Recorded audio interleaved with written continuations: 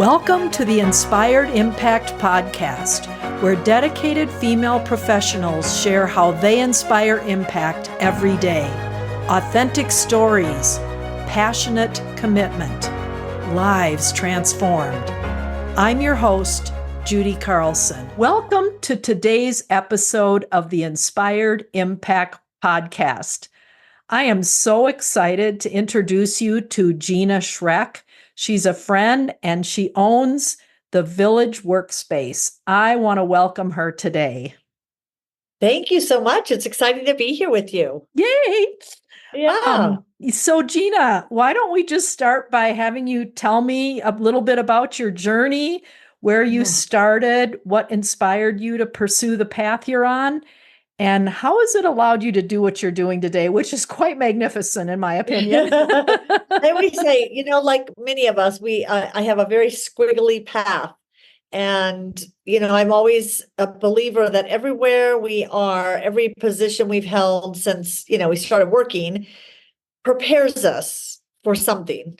And, I started out in sales, in my 20s in the personnel industry, but that taught me sales and relational sales and how to build good relationships. And that I became a regional manager. I then got to do training for our organization. I got to go and I had a 5-state region. And so I would train all of our customer service, all of our sales, all of our marketing. And I realized I love the training part. I decided, I'm going to start my own training business. I had no qualifications.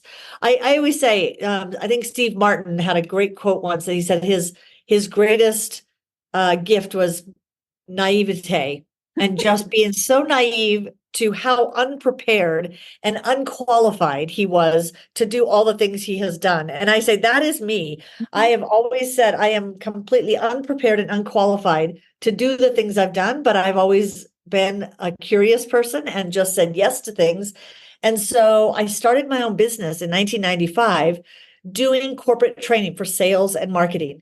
And during that time, I had this training business, and my husband and I, he had quit his job.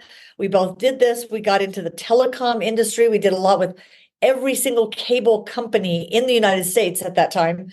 And it really was through a relationship I had with somebody at back then it was Jones Intercable that was here in Colorado. It became Comcast, but literally we trained with every single cable company doing their sales and marketing because they had this new competitor coming out, which was satellite dish. And so did that. And then I had a contract with IBM doing training up in Boulder. And then that led to 22 locations doing leadership training. And in that training, we were using some really cool technology, this 3D immersive technology. And it was like playing video games, but you would log in as an avatar and your avatar would then train. And we were doing soft skills training, leadership training, communication training, marketing training, but in this virtual space to an audience all over the globe. Well, I was just trying to research, how do I get in contact with other people using these tools? And there was this new thing that was coming out, and it was called Twitter and Facebook and LinkedIn. I was like, wow, you can find people in other countries who are using these tools that we were using. And I could have these conversations, and we would get on tweet chats and we would get on podcasts. So back in 2007, I was one of the early users of all these tools. And then companies wanted me to come and speak. Can you come and share how you're using this technology and what you're doing in this space? And what are these new things, Twitter and social media and all these things? So it's just saying yes and following the squiggly path of opportunity. We say, people always think, oh, this person was an overnight success at something, but it's the people that walk in front of 100 doors and you knock along the way and doors will open and you just walk in and then you keep knocking on doors even while you're in there and another door. And it just kept leading me down this path. So I became an early kind of user of social media. I was a technical editor on the Idiot's Guide to Social Media. I wrote a book in 2008 called Twitter for Business. I wrote another book in a couple years later called Social Media Doesn't Work Unless You Do. So I became really well known in the social media marketing space. Then companies like Hyatt hotels started asking, can you just do it for us? And my answer is always, of course I can. Of course I can do your digital marketing for you by myself. And then I left going, okay, how am I going to do this? And I need to hire a team and train them. And we started writing content, editing podcasts and videos, managing social media for large companies, and built a team of 12 people. And we were looking for office space and we couldn't find one that we really liked. And I thought, there's these shared workspaces. Let's go look at some of those. So we walked in and we were like, oh, they're so boring. They're so quiet. Some of them were very bro working instead of co-working. There was just a bunch of guys working on computers, and we just didn't feel like this was our vibe. And so I jokingly said, maybe we should open our own. And we were sitting in a coffee shop and we started writing down, of course, on a napkin of all the different ideas that we had to open a co-working space and how cool it would be and what we would put in there. And a guy sitting at the table next to us, he leans over and says, I'm sorry, I'm just eavesdropping. I have to know, like, what are you guys talking about? This sounds amazing. So we start talking to him and he said, I have a friend who's a commercial realtor. I can introduce you to him. He can show you places to build something like that. And I said, well, I guess why not? Why not? So it can't cost anything at that point to just go look. And so we started looking, and one thing led to another. And we ended up here in Centennial with 10,000 square foot space. And we moved our team into that space and then had, I think we had 24 other offices outside of our team's offices. And we opened 10 days before COVID. So, I've always been very familiar with adversity. And I think some people, they come up against a challenge and they just retreat or say, I can't do it. And I don't know why. Again, goes back to the naivete of just having undeserved or unwarranted confidence to keep doing things. And I think because we came from marketing, I knew how to market a business, and I knew to gather people together. During COVID, we had already pre-sold about 10 offices before COVID. We opened the doors March 2nd. So by March 13th, we're hearing you have to close up. Well, we never had to close because we were a certified mail processing center. We took the mail for different businesses that were in our space. So we had to remain open because of that. And so I was like, well, we're going to come every day. And so other people were like, well, we want to come every day. I need a sense of normalcy. And they would come in and everyone went into their own offices. So we had plenty of space to spread out. Sure. But we started doing things like, let's do a weekly Facebook Live. And we would go live talking about how to market your business during this time. And how do you stay connected with your customers? And we would help our clients that were in here create content, videos, podcasts. We have a podcast studio. So it's just one of those times that was, we took the challenge and we were just like, well, we have to keep going. We signed a 10-year lease here. We can't not go. Little by little, people started coming in saying, I can't work from home. My kids are doing school at home. My spouse is at home. My dogs are at home. I need a space. So we started getting full during COVID. So 2021, we were completely full to the point where we turned our conference rooms that we had into offices because people were coming in and saying, we need an office. And we kept thinking, okay, we're going to have to expand. I sold my marketing agency to a group that was looking to buy a recurring revenue agency. And at that time, I was really struggling to do both. So I said, yes, let's make that happen. So he bought the marketing agency from me. And I looked at how do we expand? And DaVita had 40,000 square feet attached to our space, but they had all been working from home during COVID. So I approached them and said, hey, I noticed that you guys are not coming in anymore. Would you consider subleasing some of your space? And they said, oh no, we're coming back. We're coming back. So we kept thinking, okay, we're going to have to move somewhere else. We started looking at other locations. And then DaVita came to me and said, you know what? We're not coming back. We're not going to come back to the call center. And would you be interested in taking over the whole 40,000 square feet, which would make it 50,000? And I just was panic stricken for a moment and said, oh my gosh, there's no way I could do 40,000. What would I do with that much space? And then that night I just kept thinking, well, we could build an event center. a lot of event centers closed during COVID, and that we would get calls all the time. Do you have a meeting space for 50 people? And our networking group is looking for a space. So I said, let me talk to the mayor. So I contacted Stephanie Pico and I said, in the city of Centennial, where do people go for event spaces? And what's the biggest space you could do? And she said, you should build 100-person or 150-person space if you're going to build one. I said, okay. So we built a 200-person ballroom, 250-person training rooms, a lot of different meeting spaces. And that has been the best decision that I accidentally made because we are like, there's so many meetings that take place here, which is a big part of our marketing. Yeah. So, these opportunities keep opening other opportunities. And I tell people it's like driving in the dark.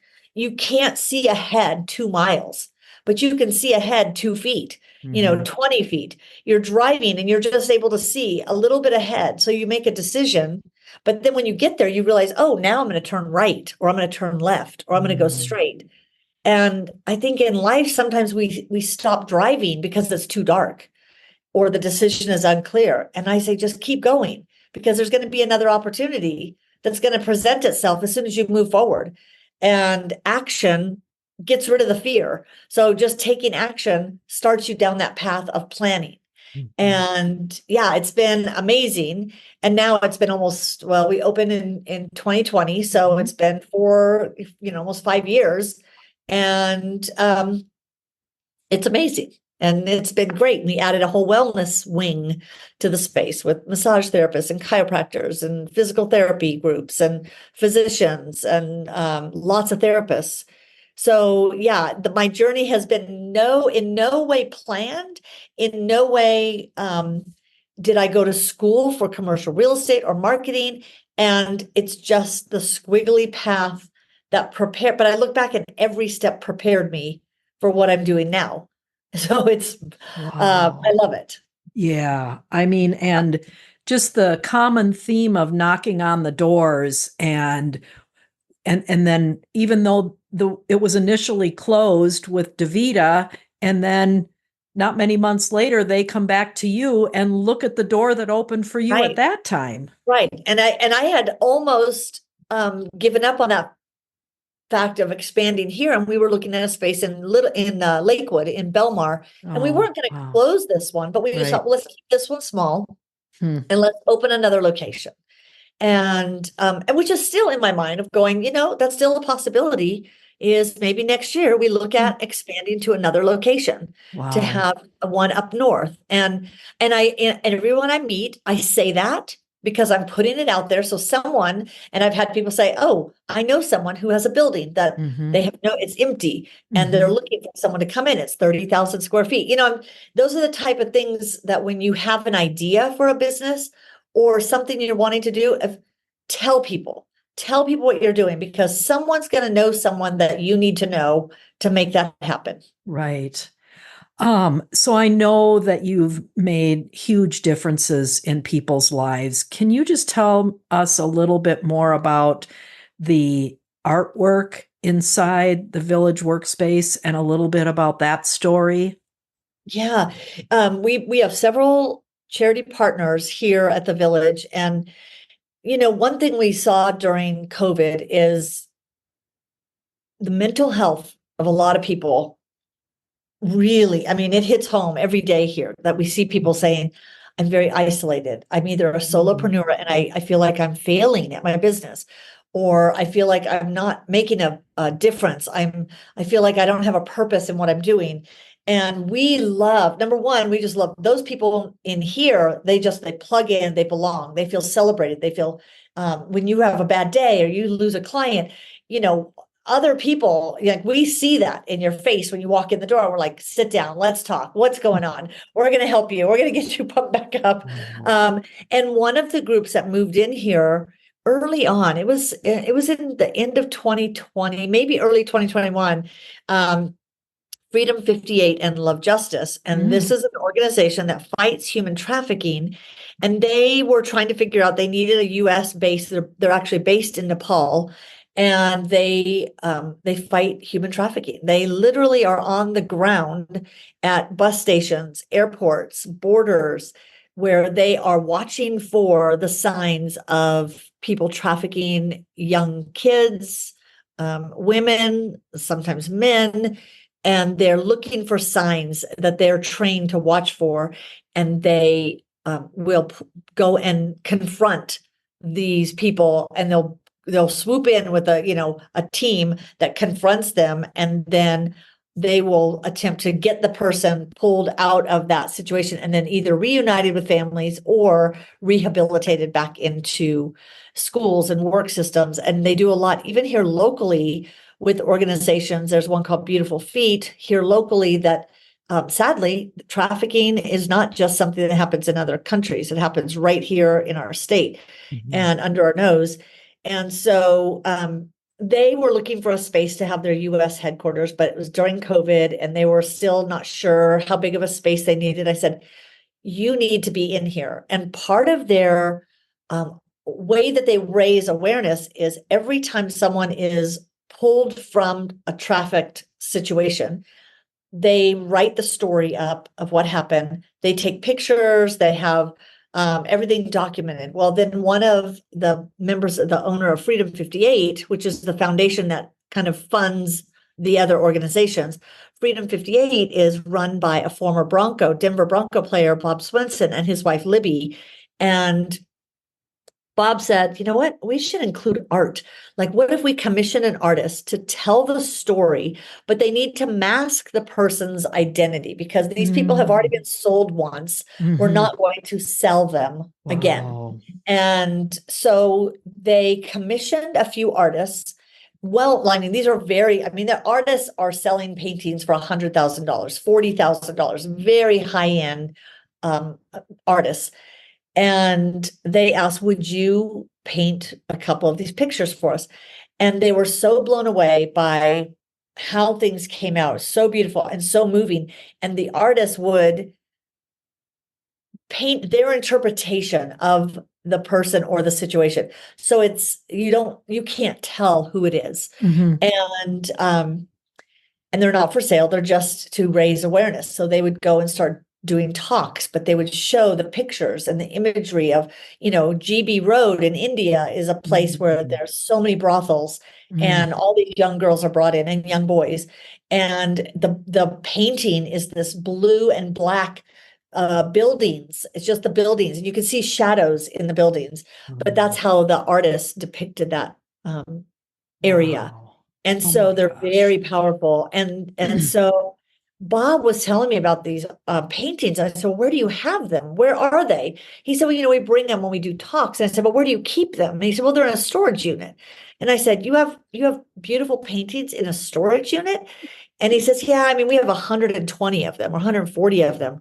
And I said, I have a lot of walls that need art. What if Gina, we do a trade? I want to house you guys here and have you be our focused charity partner. And we display the art here. And then we invite the city and we invite corporations and we invite groups in to tour and see the art. And so it's a really cool partnership. But there's so many. We also have a suicide woman who does suicide prevention work. She has an office here. We have another group called Yana, You Are Not Alone, for moms struggling with postpartum depression and anxiety. So we have some really wonderful charity partners here in the village. And I love helping other people who want to do good, but they just don't know how to plug in. Right. And all you do is introduce them and you say, here's a group you can get involved with today. Like, you can get involved, whether it's financial, whether it's volunteering, whether it's helping them spread the word. No matter where your heart tugs, there's a group here. So it's been such a wonderful blessing to see people get involved in things. Like, we just had that event you were at, the popcorn and pairing. Right. Mac Humphrey is a mortgage broker and he is here. He's a lender.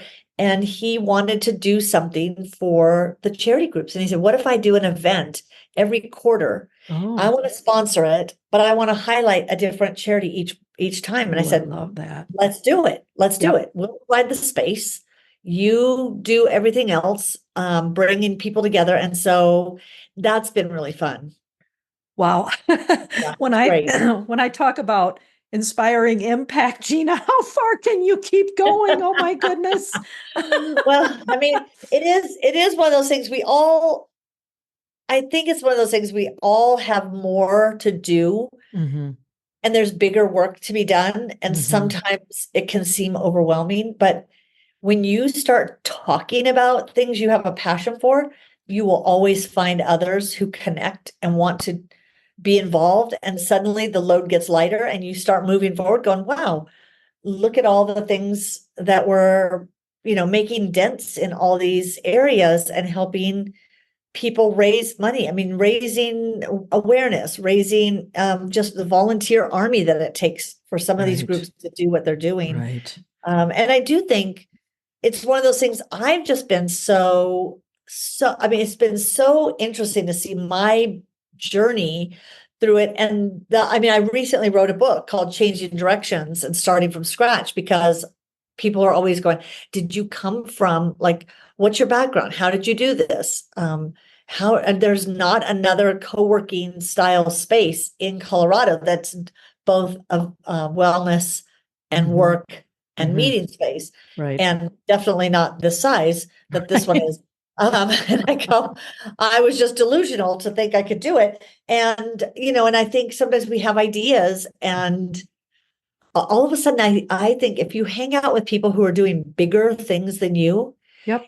start seeing that the impossible Mm-hmm. is so doable. Right. And things you just thought you could never do are, oh, wait, we just got done doing that. So Mhm. it's Right. been great because we inspire each other. Wow. And you've just received with open arms all of the opportunities that have come your way and the impact and the help that you're giving to so many people and the awareness. Wow. As we wrap Yes. up here, Gina, we could keep Yeah, talking. I know we I just know. really love chatting with each other. So what would be some ways that people could get involved, contact you, become part of what you've got going at the Village Workspace, all those kinds of things, even getting your book?